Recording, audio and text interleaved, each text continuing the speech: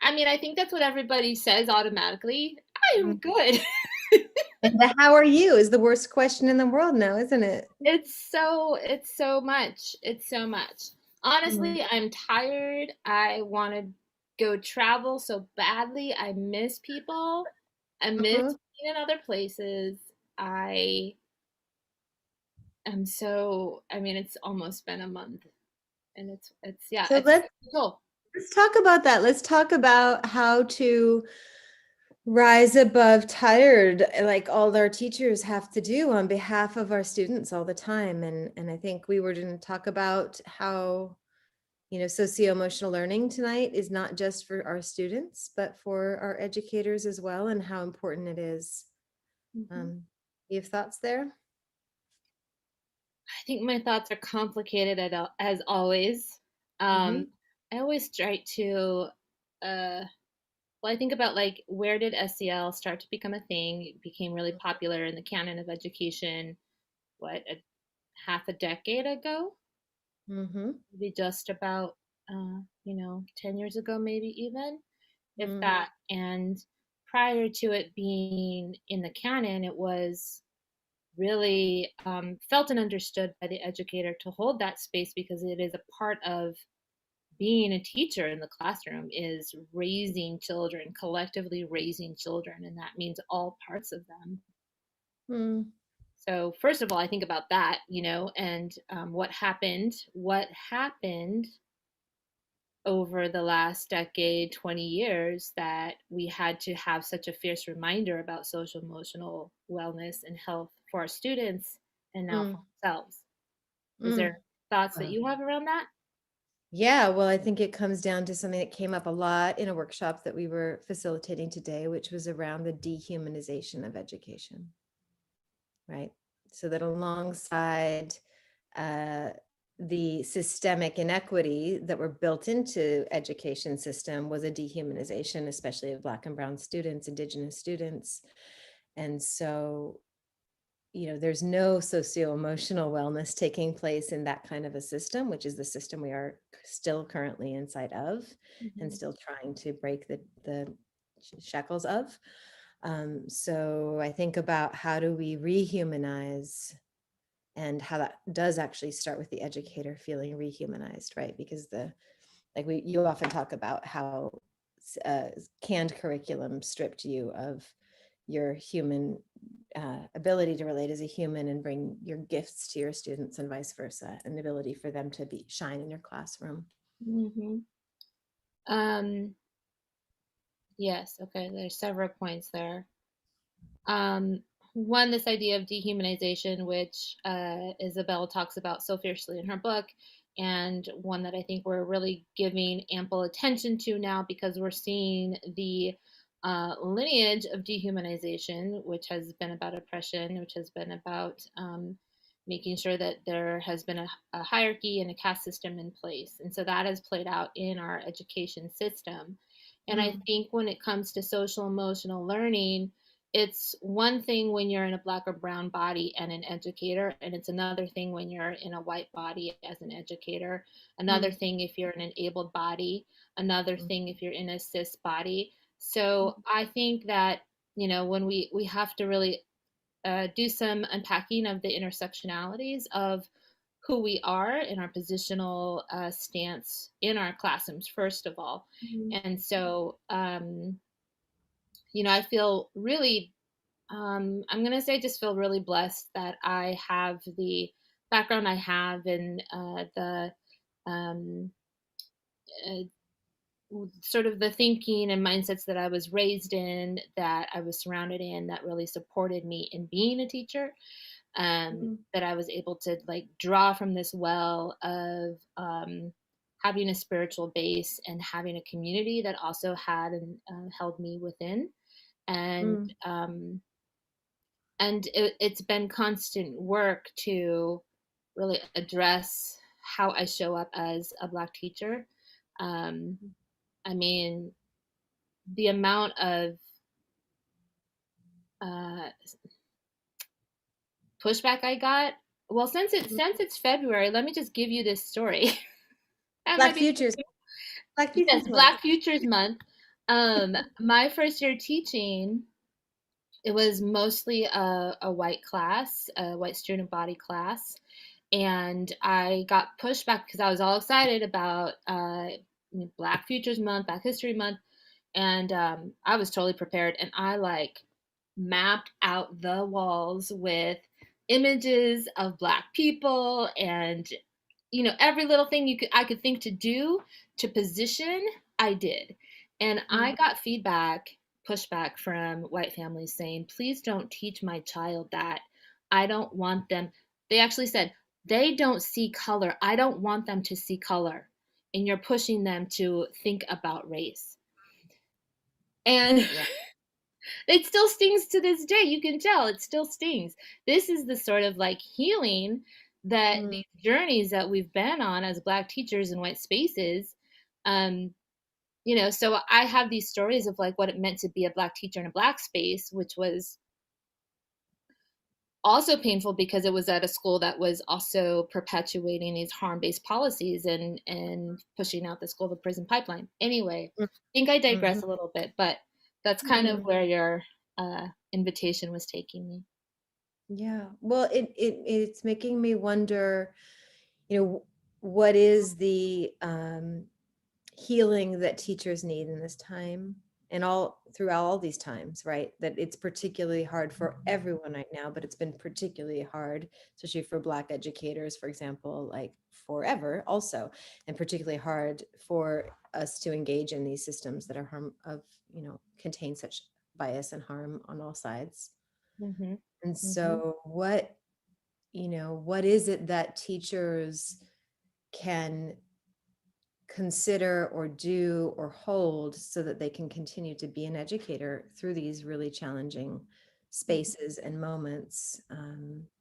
I think that kind of, I have such a compassion for the ask that we have of teachers to keep going I know. in all circumstances. I know. The well is, I just sit in awe every day and sit in awe as we witness every day, sitting with teachers. And what I am seeing is the having just even a moment of time to sit with a question that they might not have even had time to even consider about uh, themselves, even before they think about the classroom. Mm, And that's been such um, an honor to witness that and to hold space for that. mm, And which also, when you're given just a moment, when your day is so packed, so full, and then you're given a moment to be in connection and collaboration with your peers and you're able to see each other, I think that has been, for me, what has been so beautiful to witness in the process of healing. mm. Um, what have you been witnessing as we The walk? same. I mean, I think exactly what you're saying, a moment of artistry, or I mean, I'm thinking of, we'll often start with abstract contour drawing and Susan a Wolf, moment thank you. looking. What's that? Susan Wolf, have to say thank Yay, you to Susan yay. always. Yeah, so like the moment of witnessing and connecting and perhaps laughing and mirroring someone and really engaging someone in being a human and your own humanity, and not knowing, a moment of not knowing, being in a creative zone where no one is the expert on anything. That vulnerability and that kind of giddiness and lightness that can happen, of pushing through something uncomfortable but with not very high stakes, is such a delight. And like, how does that delight and joy of creative beingness enter more moments and then more moments after that? And I think the last thing I'll say on that is, I think it acts, that kind of a space acts as a disruption to these giant deficits, which are actually very true, but also are a mindset around what's possible. Like, I Mm, think we're still encountering, I want to acknowledge actually how hard it is. And there's so much that's still possible. I also really want people to acknowledge that, mm. I mean, like, what did you do with these schools in either of those spaces you described, in What the did face I of that? Yeah. So in the face of those deficits that were there, like, how did you shift it? Because I know you did. Well, I remember a child who came to me after, I don't know, third or fourth week. I'm gonna start crying. If they're watching, I'm just gonna might be super embarrassed by this. But she came to me and she was like, Miss Landers, after we had been learning about Martin Luther King and such, and she goes, I just want to be black. And her mom came telling me like the next day, she's like, so and so just can't stop. She just really wants to be a black person, and I just have you to thank, and I don't know what to do about this. I was like, just let it be. But you know, Hopefully she become one of those professors we hear about now, but that's I hope, no. yeah. And yet, yes, yes. She's a beautiful artist. I can tell you that she's become a beautiful artist in the world. Um, and so, and at the other school, it was really just a lot of pushback, a lot of saying no, a lot of being like super mama bear about my class as a whole. When school policy again was like hands behind your back, walking the perimeter, do not Mm. talk during lunch. 5-year olds Yeah. forcing a 5-year old not to talk for Ooh, an hour sitting down. Just okay. Yeah, yeah. Well, and I know as a young teacher myself, I definitely had some question marks about being told by elders that I should be more punitive with my students mm, and really trying to figure out, was I doing, was I doing the right thing by really engaging them as artistic peers. And I had really high demands, so I felt like I was in terms of what their artistic output was, but I was not creating a parameter around discipline ever. That was not a so thing. what's going to be helpful in this upcoming moment of reentry into the classroom? What do you predict? What's going to what attitudes, mindsets, belief systems? What's going to be helpful even as we go?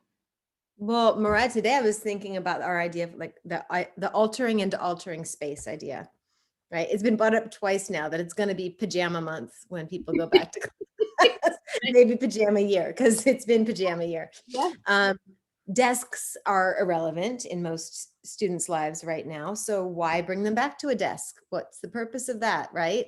Yes, giddy. I mean, I had the joy of a theater classroom, so an empty stage was my perfect classroom space. And what if everybody felt that way, right? So Mm-hmm. how can we Totally really think start to of Rebecca imagine? Hare when you say that. What's that? Rebecca Hare and her space book, the Yes, yeah. That book. yes. So recommendation, go find Rebecca Hare's book called The Space.